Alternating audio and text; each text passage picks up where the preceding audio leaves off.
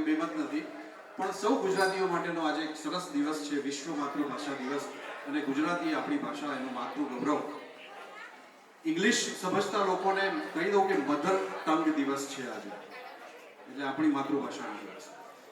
તો થોડી ઘણી ગુજરાતીમાં શરૂઆત કરીશ, વચ્ચે વચ્ચે ઇંગ્લિશ, હિન્દી, જે કંઈ પણ તમને ફાવતું હશે બધું જ પીરસીશું. પણ એક નાનકડી ગુજરાતી ભાષા વિશેની ગેરસમજણો પણ ઘણી બધી હોય છે. એક સરસ અમદાવાદને કનેક્ટેડ ગામડું હતું, નાનકડું ગામ હતું, અને એ ભાઈ જેમણે કાર્યક્રમ એક રાખ્યો હતો એ અમદાવાદમાં રહેતા હતા, પણ એમનું એક નાનું ફંક્શન હતું કે મારા ગામમાં મારે સરસ ફંક્શન કરવું છે, અને મારી સાથે બધા ગુજરાતી સુગમ સંગીતના ઘણા બધા નામાંકિત કલાકારો હતા. અમે ગામડામાં ગયા, એમણે મને ખાસ કહ્યું હતું કે સાહિત્ય પીરસવું છે મારે.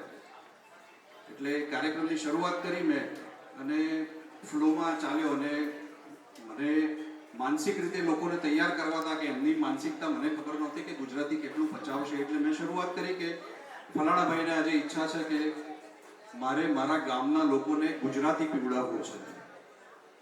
પછી કાર્યક્રમ શરૂ થયો. સરસ સરસ સોનલબેન રાવલ ને દીપેશભાઈ દેસાઈ થોડા સરસ કલાકારો હતા. 2-3 ગીતોની રજૂઆત પછી એક ચિઠ્ઠી આવી મારી પાસે. મને એમ થયું કે કદાચ કોઈક ફરમાઈશ આવી. મને આનંદ થયો કે વાહ, ગીતો સમજે છે લોકો. તો ફરમાઈશમાં કાગળમાં એવું લખ્યું હતું કે અમે તપાસ કરી, ગુજરાતી જેવું કાંઈ જ નથી, ઇંગ્લિશ હતું એ પણ પતી ગયું છે, તપાસ કરીને પછી જાહેરાત કરવી. એટલે ગુજરાતી વધારે પડતું શુદ્ધ ગુજરાતી બોલવામાં પણ ક્યારેક એવું રસોડામાં બધા લોકો ઉઠીને, સત્ય ઘટના છે મારી સાથે બનેલી,